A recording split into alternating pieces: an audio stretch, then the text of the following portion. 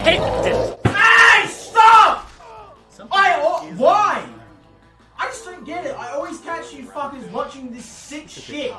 This is sickening. Hello everyone, and welcome back to my channel. Welcome to the third part of my Vampire Month series on this channel, a series that I am doing in order to celebrate Spooky Month. Last week's video was about the show Young Dracula, and today we are going to be discussing Sharkula, a terrible, low-budget, vampire-themed shark attack film that came out this year. Without further ado, on with the review.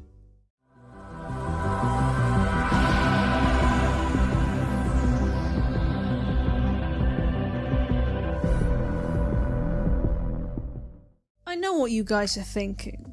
Oh no, why are you suffering through another bad shark movie, Sophie? Well, the show must go on, my friends, and I must continue my quest to find the worst shark movie ever, even if I end up sleeping with the fishes by the end of it. This movie in particular just so happened to be right on theme for my Halloween month topic this year. So we get some opening cards, and if you thought the ones in Sharknado were questionable, these are literally just photos laid over stock footage of the ocean, YouTube video style. In what I assume is a flashback, some villagers pursue this movie's version of the Dracula character through a field. A riot is an ugly thing. And I think that it is just about time that we had one! I assume this was meant to be at night because a night sky has been overlaid at the top of the screen, but this looks like it was filmed during the day and a bad filter was slapped on top of the footage. I don't get it, just film the scene at night, they do it later anyway. Dracula is chased to the top of a cliffside, and a villager throws a bad CGI blood effect at him, causing him to fall off the side of the cliff into the water below. A narrator then starts describing how an evil vampire cult has helped the Curse of Dracula continue, while weird relevant footage plays in the background. Dark forces that we had no comprehension. Forces that were determined to keep the curse of Dracula alive. There's so much reverb on the narrator's voice, it just sounds like shit. I had to turn on subtitles when watching this part to understand what was being said. Tone it down, guys, less is more. The movie then just cuts to a title card with its terrible surf rock theme playing in the background.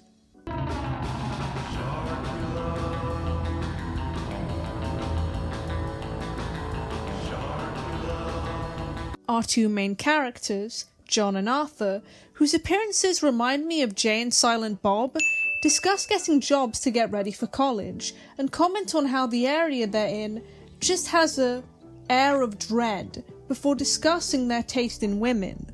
I'm sure there's some 400-pound salt-of-the-sea females here with tattoos up their arm and facial hair, just looking to call you Big Daddy. Sick. Cringe. They seem to have just moved to the town for work, being offered a job via letter by a man calling himself Vladimir Constantine. Okay, the reason for the use of the name Vladimir is obvious, but was Constantine used because of John Constantine or what? The worst shark effect I've seen yet appears on screen in what I think is meant to be a jump scare, and it looks like some weird shark bat hybrid. I mean, come on guys, the original series had better effects than this crap. John and Arthur go to the restaurant, hotel / B&B they're going to be staying at, named the Bucket of Chum. You gotta be fucking kidding. Where Arthur explains to John that chum means animal entrails used as shark bait. Come on movie, don't talk down to us. If someone isn't sure of what a word is while watching this movie and they care enough, they'll just look it up. So our protagonists walk into this very obvious house badly disguised as a bar area and are greeted by Constantine's Employee, Renfield. Yeah, very subtle movie. Renfield's line delivery is very monotonous and flat, which doesn't suit the character if we're assuming this is based on one from Dracula. R.M. Renfield is supposed to be an erratic lunatic. I don't know if this is because the guy can't act or the director didn't understand the character too well. Renfield then goes to a basement decorated with Spirit Halloween ornaments and talks to his master's coffin before taunting a woman who has been chained up. He then threatens an employee named Mina. Ha ha movie, very funny, who is supposed to be engaged to Dracula? Weird shit, guys. A fisherman on the docks drunkenly rambles about how he hates Constantine and his town, while the Sharkula being waits in the water. He is then devoured in a shitty choppy cam kill. The chained up woman is then taken to the ocean and is sacrificed to the Sharkula, who Dracula says is his master. John and Arthur at first try to pass the ritual off as some weird orgy, but feel disturbed after hearing the woman's screams in the distance. A horrible stop-motion bat flies over the embankment, and John and Arthur are invited to have dinner with Constantine. This is another obvious reference to this movie's source material, and a scene that has been recreated in many adaptations of Bram Stoker's story. John keeps bringing up the fact that he finds Dracula, and by extension the townsfolk's behaviour suspicious. How are you finding your lodgings and the work? It's fine, thank you. But the rules you seem to impose on this town are a bit harsh, stifling. It's a fair question. That wasn't a question, and I can't tell if Dracula, I mean Constantine, is supposed to have an accent or not. They say he does, but I don't really hear it until later, and he keeps talking about the old country and stuff. So this meatbag punk couple's car breaks down, and again, in broad daylight the Sharkula attacks, when the man, Reggie, gets too close to the water. Meanwhile, John won't let his suspicions go and complains to Arthur about this. What are you reading anyway? Dracula by Bram Stoker. No, you're not, you liar! You're reading Dracula Lives, a comic series from the 70s which was about Marvel's incarnation of Dracula. Mina meets with Dracula in a weird vision, and she tells him that she only had small talk with John and Arthur, and warns him about Renfield's perversions and plots against him. In the real world, John goes downstairs and sees Dracula threatening Renfield. Why should she be jealous of a little grub like you? She is!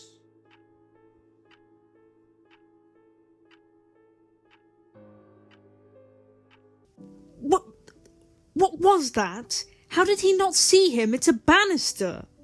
Dracula then turns into a terrible bat puppet and bites Renfield as punishment, although I assume they don't mix blood. John breaks into the basement and sees the punk chick from earlier, who is chained up as another sacrifice, and is now a vampire.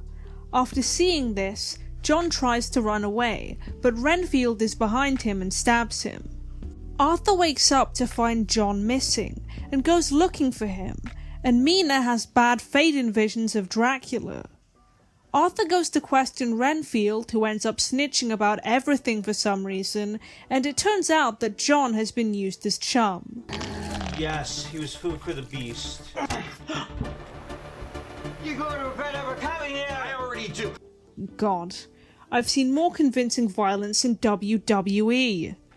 Dracula allows the chained-up vampire lady to kill Renfield as punishment for him being a snitch, and Mina warns Arthur about Dracula being very real.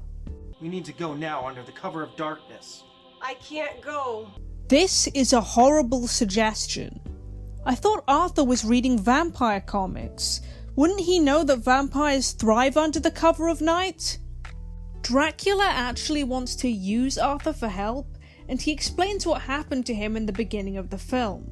When he fell off the cliff, Dracula used mind control to communicate with our Sharky friend, who agreed to protect Dracula if he agreed to serve him in his vampire fantasy.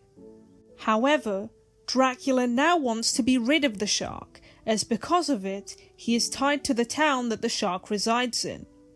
The shark gets on land and they use Mina as shark waifu bait? Arthur pathetically tries to stab at the shark and fails, and the shark bites Dracula's hand once it realizes that it was a trap.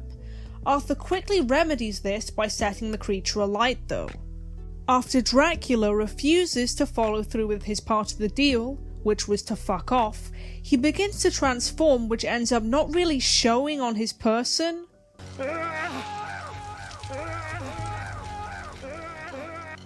Again with the reverb and shitty repetition, Arthur and Mina go to the basement and stake the chained up lady and...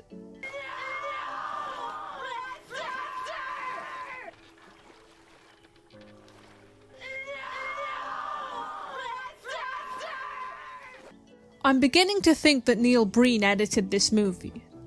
Mina and Arthur hide upstairs. They go back down to confront Dracula, who seems to obey Mina. What you know about rolling down in the deep? When your brain goes numb, you can call that mental free. With Mina providing a distraction, Arthur manages to kill Dracula using a crucifix.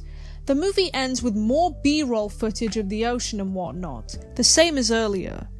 This movie suffers from the usual suspects of sharksploitation films, the bad effects, the shitty kills that are way too zoomed in, etc. However, the production value of this film is particularly bad in terms of camera quality, especially in the beginning of the film where Arthur and John are just walking around. This makes it very obvious when there are cuts between stock footage of the ocean and the original footage from the film.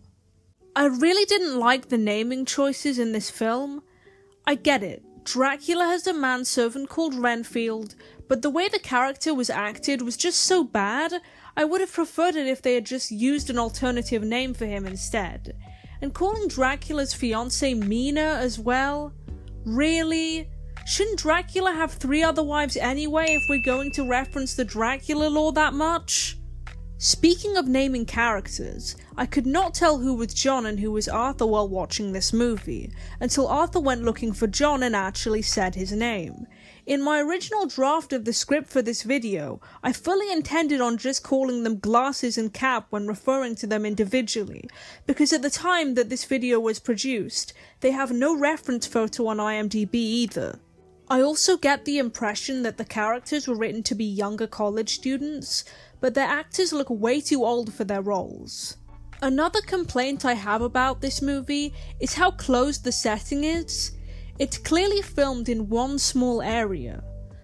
Other than the totally not a house B&B, the location of Transylvania is clearly the same field used during the sacrifice scenes, and the protagonists say the townsfolk are strange, but we never see it.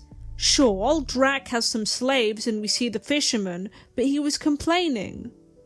Something really interesting about the movie, however, is that Jeff Kirkendall, Dracula's actor, has been in quite a few other bad movies, particularly those that rip off other franchises. I might review some of these in the future. Well, that's all for this video. Be sure to follow me on social media as they are all linked in my description box. Don't forget to like and subscribe, and to leave your thoughts in the comments down below.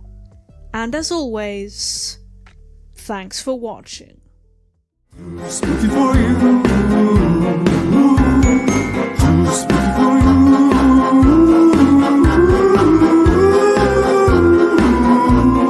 Do-wop, do-wop, wop.